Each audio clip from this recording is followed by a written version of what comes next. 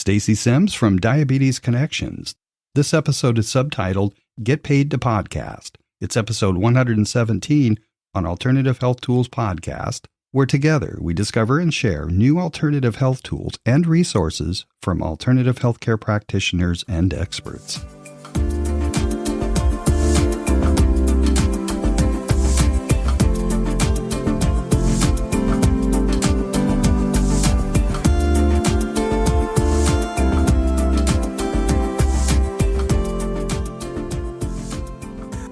Stacey Simms is a writer, podcaster, speaker, and diabetes mom. Her podcast show, Diabetes Connections, first episode was launched in May 2015. Today, Stacey, along with co-hosts John Beathan, that's me, and Kim Shea, cover Stacey's path, along with everything else in between, that took Stacey from diabetes mom to being a successfully sponsored podcaster for the last 5 years. Be sure to visit the program notes to find out about her upcoming webinar, Get Paid to Podcast. Welcome to the show, Stacey. Thank you so much for having me. I'm excited to talk to you. Yep. Yeah, it's great to meet you. There's three of us. Well, it'll be a fun conversation then. I know. My name's John Beathan, producer basically, and then Kim Shea is our co-host here in Carlsbad too. And we are honored to have Stacey Simms, who, if I have it right, I met you last week at a Libsyn holiday party. Is that right? Yeah, that was so much fun. I mean, it's not like it's supposed to be with holiday parties, but we did our best. I thought that was a great event. Yeah, it was good. It was really, really good. So you caught my attention because I have listened to your podcast for a very long time, but I know Kim has several questions to ask, I'm sure, but let's start with how you got started, because pre-show we were rolling and you had said that you had some experience in radio, TV, and that sort of thing. Let's find out where you're from. You got it. Sure thing. So I grew up just outside of New York City, and that is relevant for radio because I was so lucky to be growing up during the time when Howard Stern was new and Don Imus was on the radio in the morning. And that's the kind of stuff that we like to listen to. So I grew up listening to an awful lot of talking and interesting, fun talking in New York City and that area radio. And I knew I wanted to go into some kind of media very early on. I wanted to be a TV reporter. But like many people in radio and in podcasting, I made up my own shows. Thank goodness there's no YouTube back then, right? But I had my little cassette recorder with probably the little dictaphone microphone or whatever they sold at Caldor back then. And, I would make commercials and do terrible shows. And I always wanted to be in broadcasting. Was lucky enough to go to college for it, start working in radio. I got a part-time job at WSYR in Syracuse, which is the news talk station there. And then after college, I worked in local TV news in upstate New York. Finally, I got really tired of the snow and getting up in the middle of the night to be a morning TV anchor. So I moved to Charlotte, North Carolina, where I live now. Did a stint in local TV here with almost normal hours. So I was a regular on the 6 o'clock news here. It was lovely.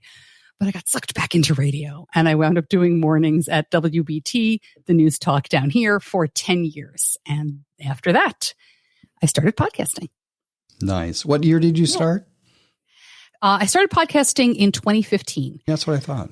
Yeah, I thought about starting earlier. I was actually intimidated by the technology, which is funny to look back on now, but it really held me back for a while because I came from a TV background. This is showing my age a bit, where we didn't have multimedia journalists like we have now, where everybody did their own stuff. I had a cameraman, I had a producer, I had a union. So I didn't press a lot of buttons, and I was really nervous about it, but it worked out okay. Yeah, you've done well. I love it. I've been listening to podcasts probably since around the time you started, when you had to plug your device into the computer and painful. The show.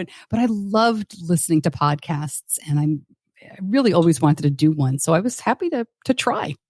The name of the show is diabetesconnections.com, right?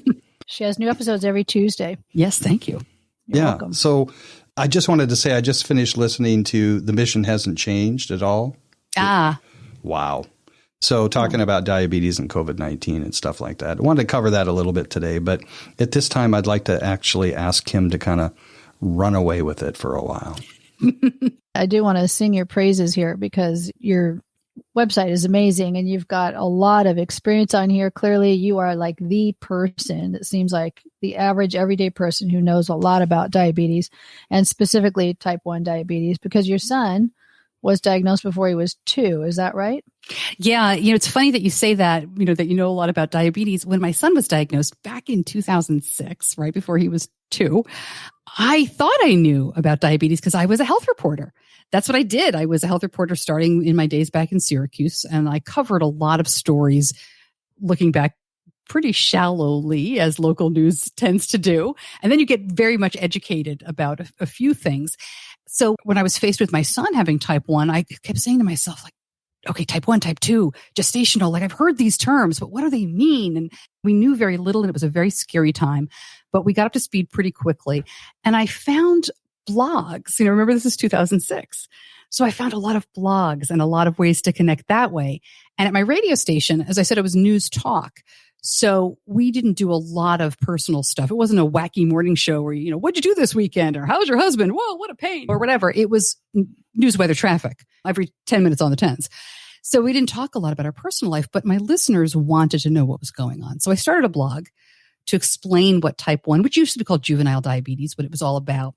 And gradually that became more and more of what I wanted to do. And Diabetes Connections is actually a presentation that I started before the podcast. I go and speak at conferences and things. And that was one about how to find people in your community because, we'll see how in depth you all want to get. But type 1 diabetes, it's in a child or an adult, is a 24/7 thing. And you only see your doctor a couple of times a year. So boy, do you need your in-person connections and community. How did you know your son had diabetes?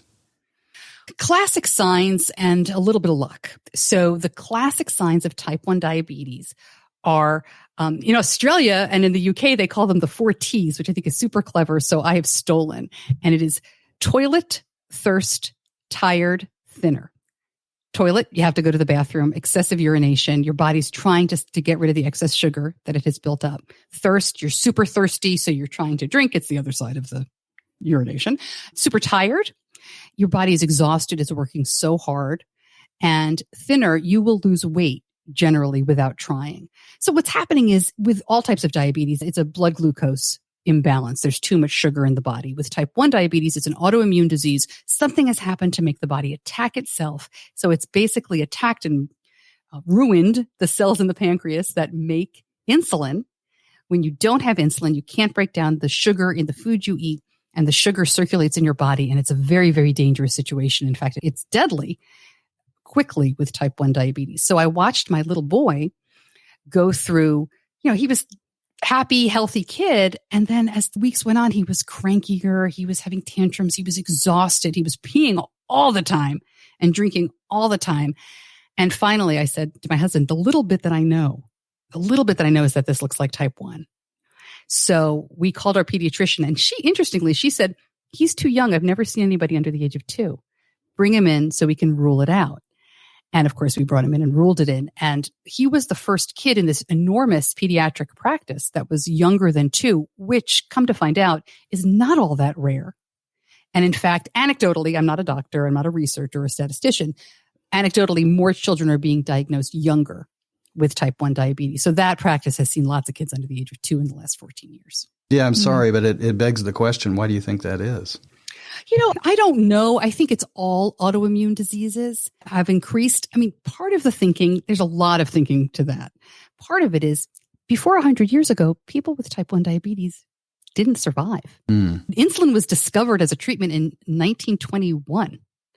So that's not all that long ago. Mm-hmm. So when you think about it, many cases of type 1 are not thought to be genetic. There's a genetic propensity, but not everybody in my family certainly is going to have type 1 now. And he's the only kid in our immediate family. It's not common in my family. We do have one cousin now who has it, but they're it. But the thinking is, okay, so people are surviving with type 1. So they're having children.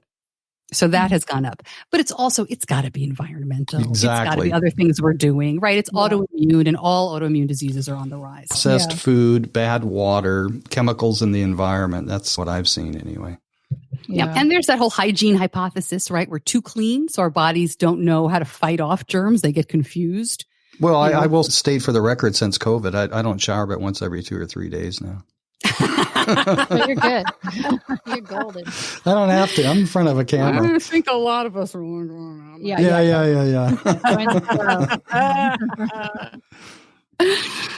Yeah. So that must have been pretty scary. And I know I've got a friend who's got a son who's, I think he's about 14 now, and he's been discovered to have diabetes. And she was just marveling at, I think it's Dexcom, which I notice is on your website. And I think they're located here in San Diego County. But yeah, she was saying how amazing it was because she was home. He was away on a sleepover, and she got a notice on her phone saying his blood sugar is dropping. And so she got in the car, went over there right away and did what she needed to do, which is just amazing, the technology now. And my son worked at a research clinic that did clinical research trials for diabetes for 2 years.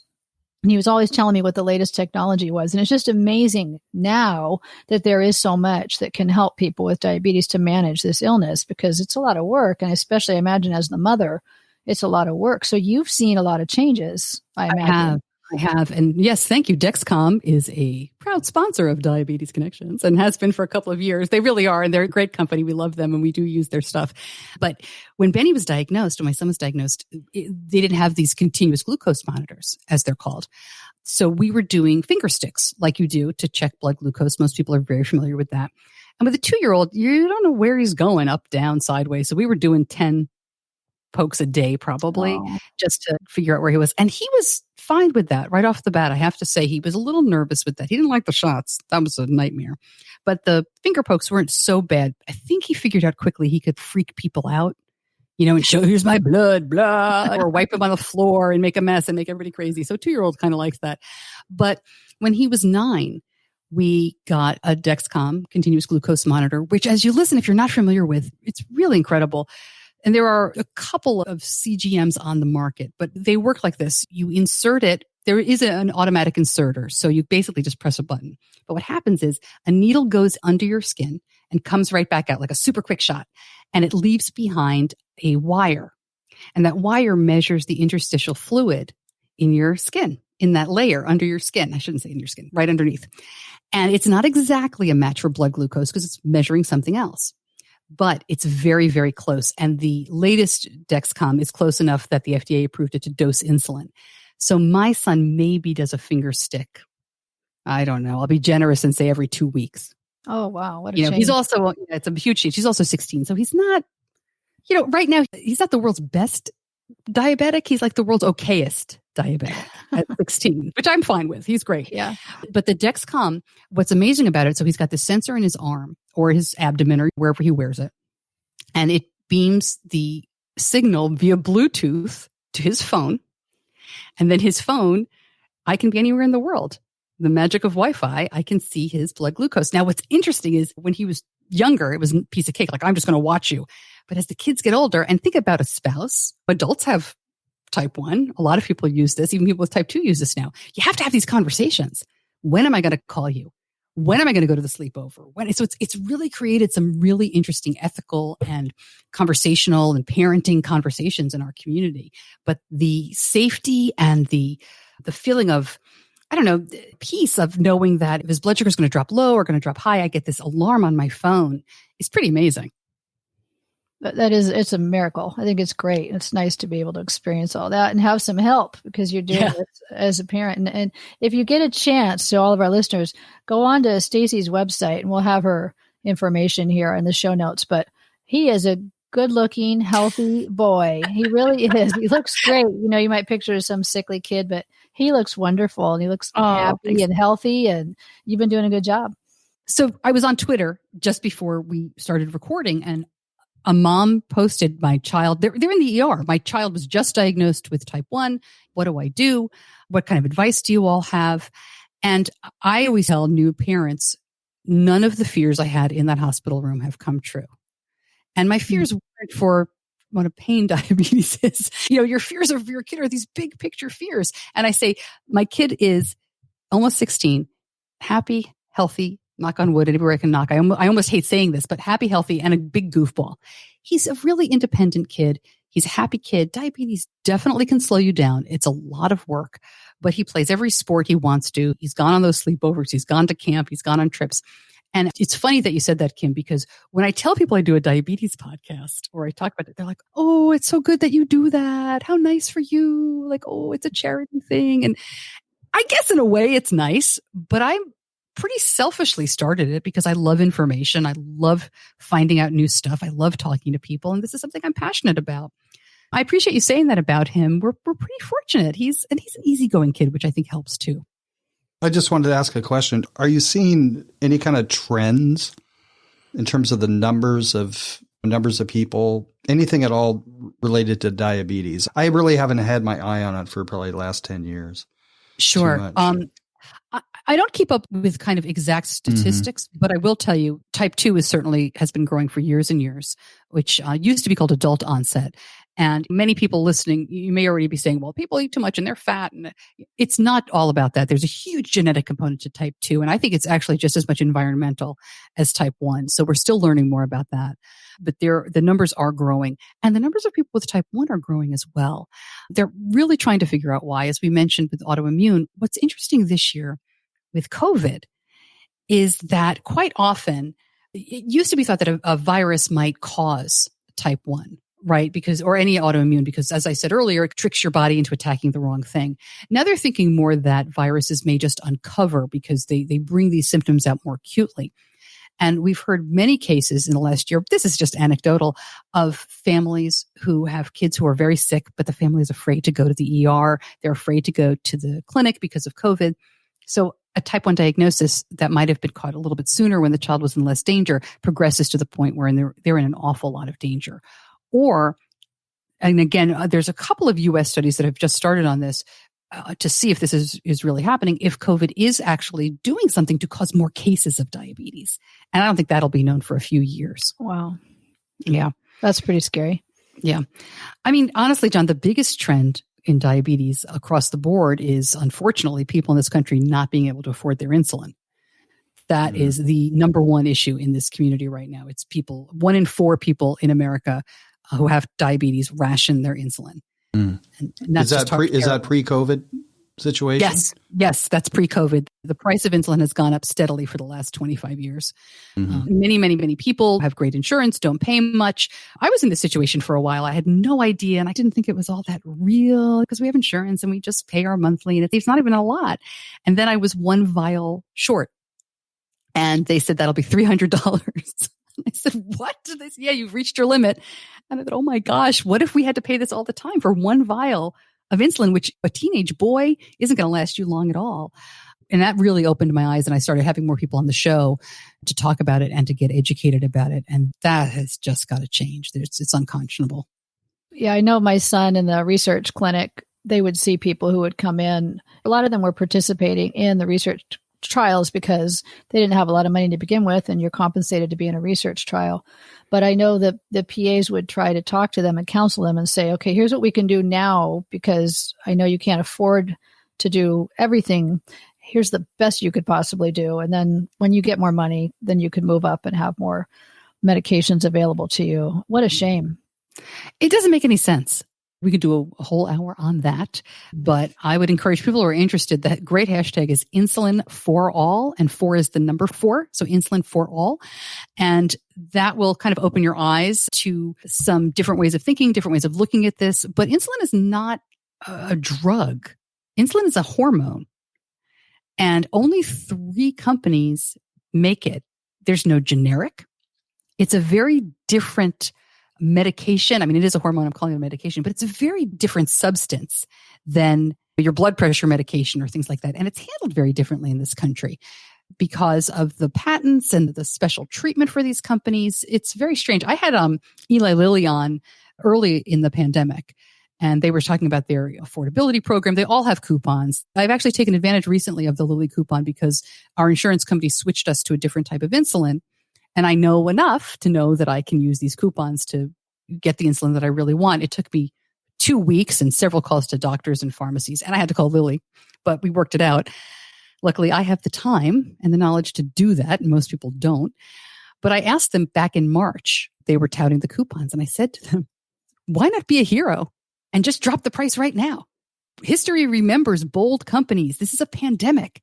if you dropped the list price of your insulin to $35 a month or even $35 a vial, you'd be an incredibly successful company. People would love that.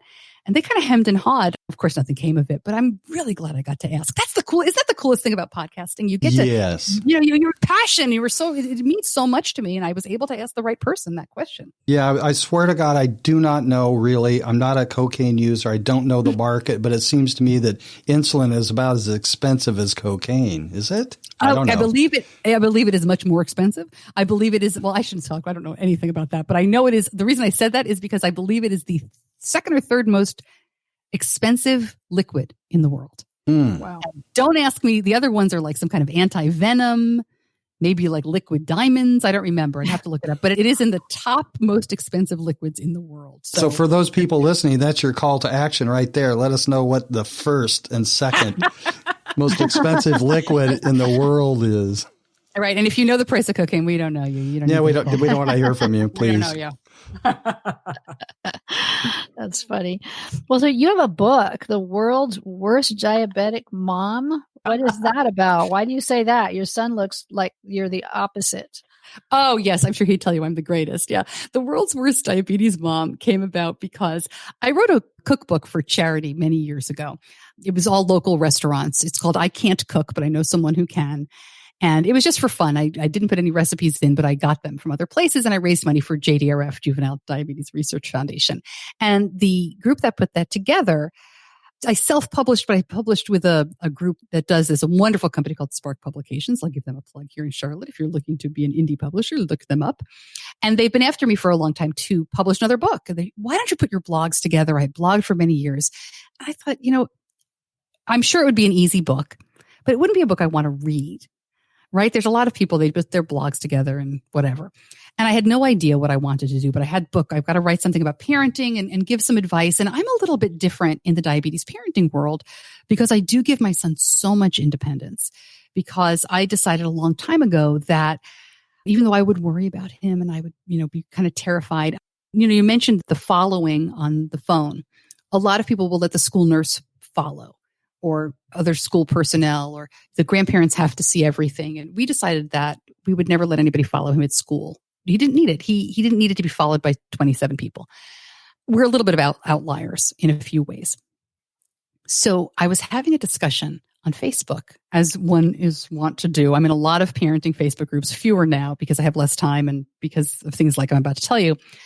And I had a conversation that was going not so well with a gentleman who took offense with how I was doing my parenting.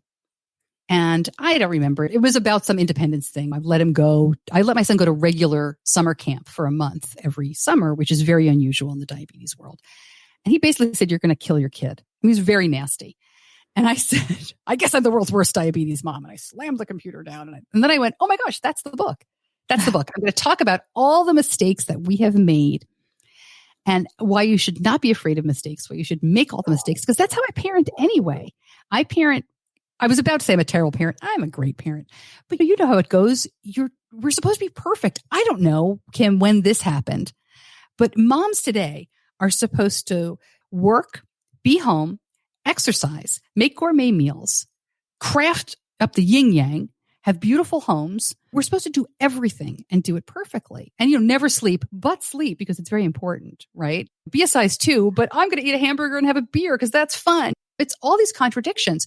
And I felt like in the diabetes world, that was happening as well, especially with the technology you mentioned, because now that we can see everything, which is great and wonderful, and I love it, I don't want to go back. But now that we can see it, we can compete. We can measure it. We can make other people feel bad about it. We can make ourselves feel bad about it. So if things aren't perfect, we're seeing it on our phones, every single number. And if I let my son play that soccer game, maybe his blood sugar will go out of range. If I let him spend time at his friend's house, maybe his blood sugar will go out of range and I won't be perfect. And I think that's stopping people. So I wrote the book as a humorous look at it, but also it's got a lot of advice. I had a lot of diabetes educators, endocrinologists look at things. So it's not medical advice per se, but there's nothing in there that your endocrinologist wouldn't tell you. And I also have, at the end of every chapter, I have hey, ask your doctor about this. It's like a list of questions, because how do you know what to ask if you don't know what to ask? Well, I admire that. So you're trying to let your son have a life. which is, and I think most, that is perfect. Most of these parents are. I mean, I don't really think that they're thinking that they're helicopter parents and limiting their kids. I don't think anybody thinks that way. But when you step back and look at it, it's like, oh, I could try that and maybe I'll mess up, but he's going to be okay. It's a fine line. I think a lot of parents with kids who are ill walk, trying to decide, how much do I do? How much do I stand back and give them freedom? And you worry, but it sounds like you're just trying to let him have a life. Yeah. While keeping an eye on him. And you know a lot about it, probably more than many parents do. And you mentioned on your website that you say mistakes and mishaps can be a parent's secret superpower. Is this what you mean as things that you've learned along the way? Absolutely. Because the first 30 days that we were home with my toddler with type 1, I made so many mistakes, but that's how we learned. And I'll be specific. I stabbed myself with needles. I got insulin in my mouth and I was like, oh my God, am I going to die? We misdosed him. We made mistakes. And every chapter of the book starts out with a mistake. We'd walk into a restaurant and you'd hear like beep, beep, beep, no insulin in his pump, right? Or we'd forget stuff. The very first time we used an insulin pump, the way it connects to the body is very similar to the continuous glucose monitor I described earlier. It's like getting a shot and then it leaves this little cannula under the skin. We messed that up and we didn't know it for hours. So his blood sugar was high. He wasn't getting the insulin he needed.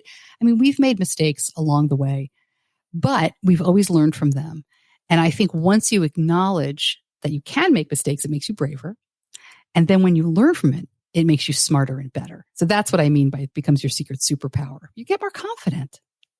That's great. That's great. It's nice you're sharing that with everybody too, because it's probably a little bit reassuring too if you're new to this and you think, I'm going to kill my child if I don't do this right. And it sounds like there's a little room for error, a little bit of margin for error there.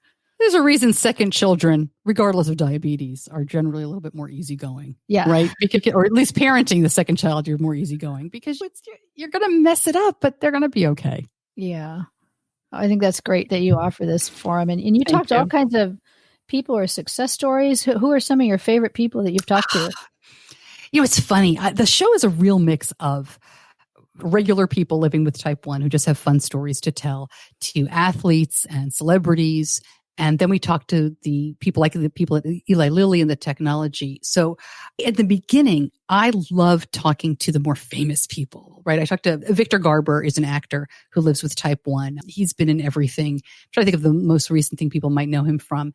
I don't know. He was in Alias. He's been around forever. He was in the last season of Schitt's Creek. He popped up as the soap opera star that Moira smacked. So he's been around. But I was very nervous to talk to him because I love him. Mark Andrews is an NFL player who lives with type 1. I've spoken to him. And Brick Bassinger is an actress. She's on the CW. She's Stargirl. She lives with type 1. So it's fun. It's a small community, so I can usually find the people like that and they'll come on. They're fun. But over the years, I really enjoy talking to the technology companies because I've gotten more and more interest from my audience. Podcasting audience is a different kind of audience, right? They're smart, they're savvy, they want to know the tech. So in the diabetes community, there's a huge portion of people who are DIYers and they'll take an insulin pump and hack it or connect it. In between 2013 and 2017, 2018, there was a huge movement. And the hashtag for that is We Are Not Waiting. Huge movement to bring things to market that were possible, but that weren't being commercialized, that weren't FDA approved.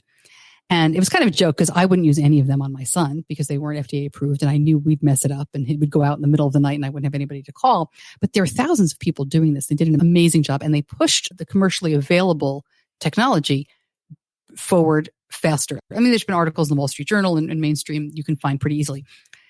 But I love talking to those people. And that became a passion. In fact, in 2021, I'm going to be talking to I'm doing a push on more technology because we lost this year with COVID. A lot of clinical trials got pushed back and a lot of the technology got delayed. So things that should have been out this year things that should have been out in 2020 are coming out in 2021. So there's a lot to talk about that way. But it's hard. It's like, what are your favorite episodes? I guess the real ones, though, are when I get to talk to my son. I've interviewed him a couple of times, and that's been really fun. And for 10 years of diabetes, I interviewed my whole family. And my daughter who is fantastic. She's 3 years older than Benny. She is not a limelight kind of kid. I don't know where she came from. She's very introverted. Poor thing. But she spoke to me for that show, and that was really special to me because it's not easy being a sibling of a kid with a chronic condition who gets so much attention. And we really talked about some cool stuff. It was a nice show. So that's probably my very favorite is our 10 years with type 1. I like what you're doing there because you're not just dealing with the disease, but you're also dealing with the whole family and the social aspects of it within your family and the relationship. So you're really helping to educate your listeners about a lot of different facets of living with this disease. And it's cool that you're able to talk to so many of the technical companies and the pharmaceutical companies because then you can bring that information that somebody else might not be able to easily access. And it's all right there. And you're breaking it down, making sure everybody can understand it. That's great. It's fun. And I say, hey, I'm talking to this pump company or I'm talking to this group. What are your questions? I have a Facebook group for the podcast. So they get to send me the questions and I get to ask what they want to know because many of them will have different questions. You know, I am a mom of a 16-year-old kid with type 1. Many people in my group are over the age of 65 living with type 1. They have Medicare questions. They have totally different questions. They have reimbursable stuff that I wouldn't even think of. There are people who are wondering, will this device talk to me because I have low vision, right? Stuff that I would never think about. So it really keeps me on my toes. And I think it helps me serve the community a lot better when I involve my listeners. You've got a whole tribe. That's great. Oh, so lucky. I'm so lucky because then I can also ask them, as I did recently, hey, my endocrinologist recommended this new type of insulin for Benny. What do you think? Has anybody used it? Does it work in this insulin pump? What do you think of this? Blah, blah, blah, blah, blah. And so we have conversations that have helped me too. Nice. I actually want to ask a question I often ask people, not in the context of diabetes or anything else, but I always like to find out, can you give me a defining moment in your life where everything changed? Oh my goodness. A defining moment where everything changed. Yes, I can. So I'm not going to talk about Benny's diabetes, because obviously that changed everything personally. But here's where my professional life changed. I was working in Charlotte. I was a TV fill-in anchor and reporter at WBTV, which is the CBS affiliate here in town. And that's what I came to town to do. I was, as I said, done with mornings, done with snow, get me out of Syracuse, bring me here.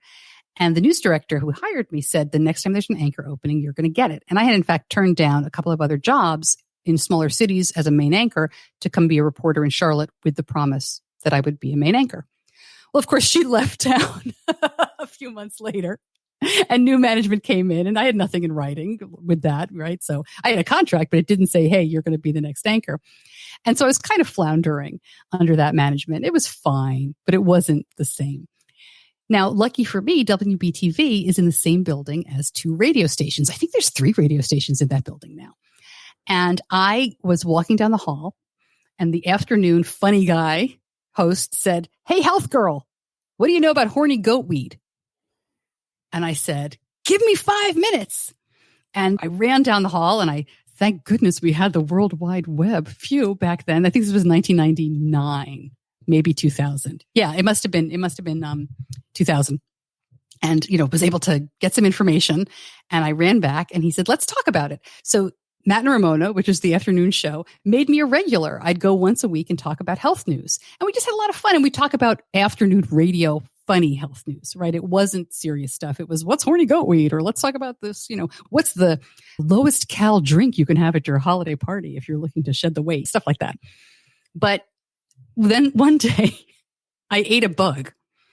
They had a chocolate covered bunch of bugs that somebody brought in. I don't even remember what this was all about, but you radio people know what I'm talking about, right? This nonsense happens all the time. And they wouldn't eat it. And it was delicious and it's high in protein. I was like, I'll do it. Fine.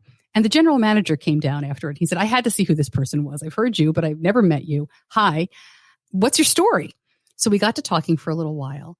And he said, hey, I know what's going to happen because TV people come and go all the time. Talk to me before you leave town. So I went, wow.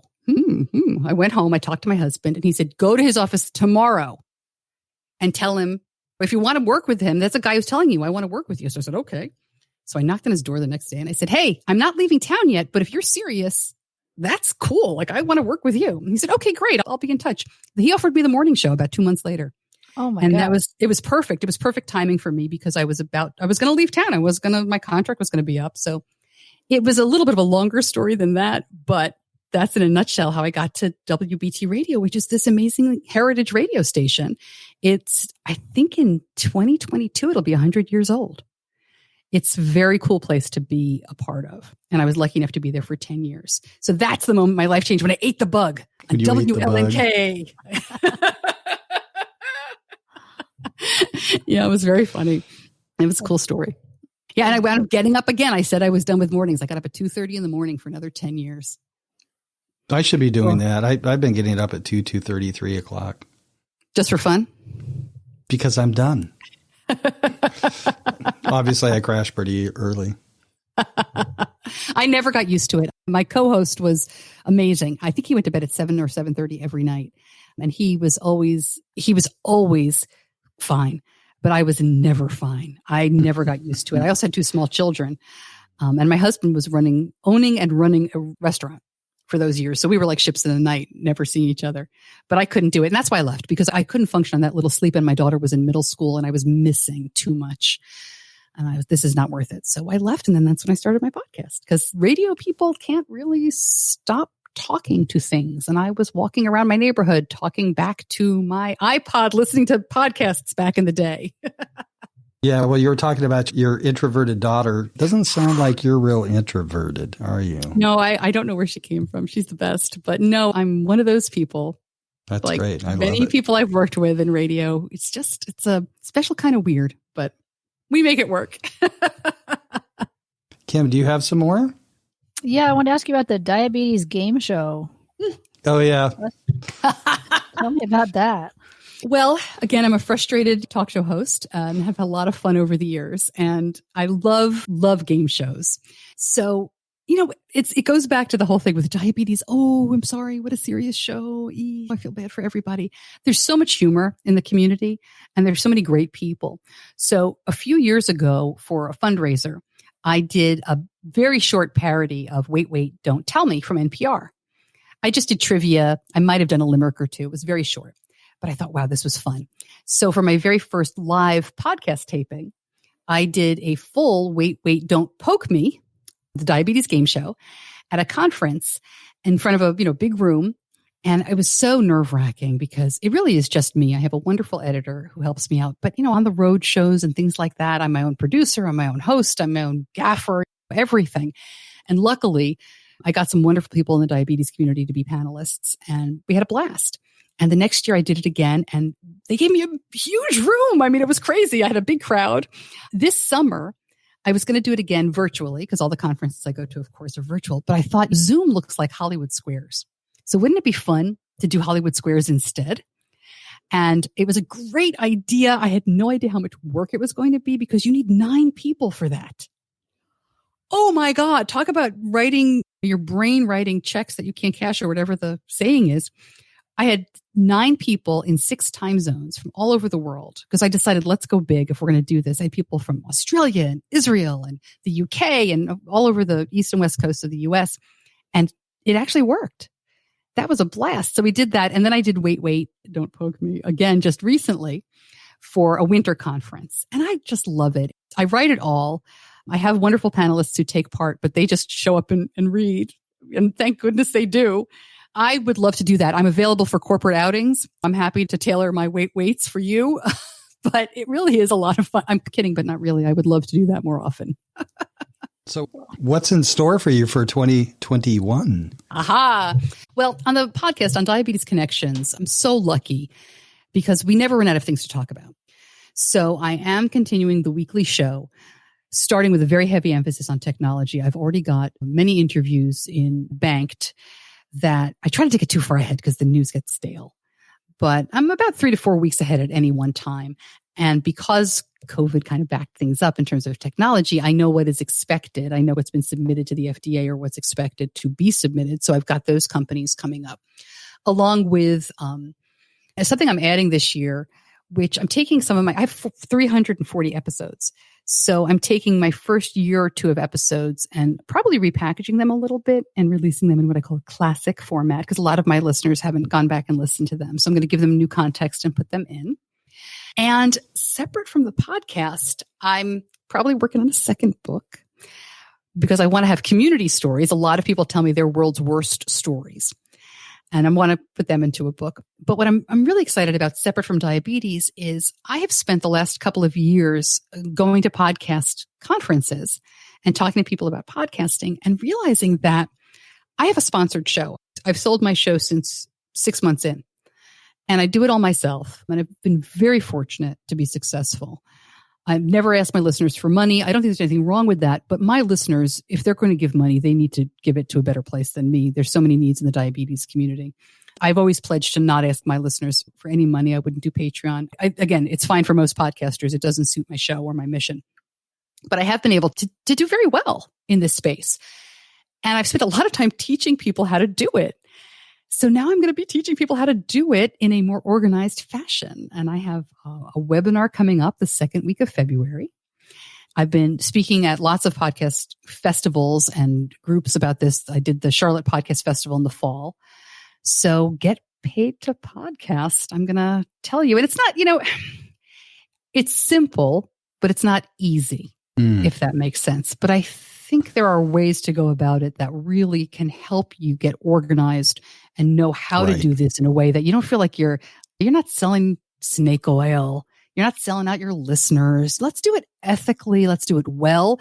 Let's make podcasting, frankly, worth more. I see people selling their show for these little teeny tiny sums of money. It's like, guys, podcasting is worth a lot more than that. So I want to help elevate the industry as well, because I don't think we're getting, when I look across what people are getting paid with the CPM model, I think we can do better. Let's put it that way. And you're doing host-read ads, right? I am doing host-read ads. I think that's where it's at. It's really the way to go. I would accept if it was the right client, the right way. I would definitely look at different types of commercials. But a host-read ad done well is really the way to go. And it's funny, with medical companies, that's who I work with mostly. You have to be very careful. It's not, when I worked in talk radio, we're selling used cars and, hey, come on down to this guy's place. Or, you could get bullet points and kind of riff and have a lot of fun. I used to work with a car company. They were not a used car company. They were wonderful, Honda dealership. And I would tell stories of my kids making a mess in the car all the time. That was my shtick. It was like, oh, we did this crazy. But with pharmaceutical and medical companies, you have to go through layers of compliance and lawyering. And I believe I'm the first podcast that Johnson & Johnson sponsored back in 2016. Now, it was a subsidiary of them called Animas Corporation. But they signed up with me, and then they said, how do we do this? And we had to learn together. I'll give you a sneak little look at how I do it. I write 6 to 8 commercials. I make them sound spontaneous, but I write them in advance. I give them to the company. They have their lawyers redline it and go through it. Then they give it back to me. And so I have 6 to 8 commercials that I can cycle through for the next couple of months. And then I write more, because otherwise you're just reading a script. It might as well be a recorded commercial and not a host-read ad. But this way I can say, oh, when my son was little, we used to do this, and now we can do that. And let me tell you about this product in a way that's organic. It makes sense. I'm telling a story. The company's happy because they're not going to get into legal hot water. It's really interesting. That sounds great. Is there anything else you want us to know, Stacey, about diabetes? You know what? Yes, I will take a little bit of that if you don't mind. We talked about type 1. We talked about type 2. Very briefly, if you are an adult listening and you've been diagnosed with type 2 diabetes, but it's not sitting well with you, you're exercising, you've lost weight, you're doing everything your doctor tells you to do, you're eating low carb, you're just not seeing the results with your A1C going down. Ask them if you could possibly have something called LADA, latent autoimmune diabetes in adults. It is an extremely common diagnosis in adults, and they think now that 30% of adults with type 1 diabetes are misdiagnosed initially with type 2, and that misdiagnosis can last up to 10 years, during which time you're not getting the treatment that you need. So if you have type 2 and it's not sitting well with you, ask your doctor about LADA, also called type 1.5. I can't tell you how many adults I've interviewed in the last few years that were misdiagnosed. And it's really important that you get the right kind of diabetes diagnosis. It's a C-peptide test. It's not complicated, but you often have to push for it and get your insurance to pay for it and all that nonsense. But it is worth it. Wow, that's very helpful. Yeah. So just so everyone knows, it's December 22nd, 2020. This will get released probably like February 2nd, February 3rd, 2021. And at the start of the call, before we actually started recording, you have something coming up, right? Yes, I do. I have a webinar the second week of February. Nice. Get paid to podcast. Yes, I'm very excited about it. It is that project where I will be teaching people how to make money in podcasting. I mean, you're working hard. Why not? And a lot of people are launching their shows or have launched as you're listening in January. So maybe it's time to start planning ahead. The webinar is free. Mm-hmm. You can find out more about it at staceysimms.com. Thank you for linking up. Or just follow me on social media. And I'm sure over at diabetes-connections.com, I'll put something up on there. But for the most part, those will be separate, which is so weird. I've done the show for so long, to be branching out into something else. It feels really good and exciting, but it's also a little strange. Well, thank you so much for coming on the podcast, Stacey, and making time for us today. Oh, my gosh. Thank you. You've been listening to Stacey Simms and Kim Shea and John Beathan. And you can catch this podcast anywhere you catch your podcasts. And please consider coming by alternativehealthtools.com and leave us an audio message or a question or feedback, or just say hi. We'd love to hear from you. We'd love to hear your thoughts on this episode or any of them. Thank you so much. Thank you.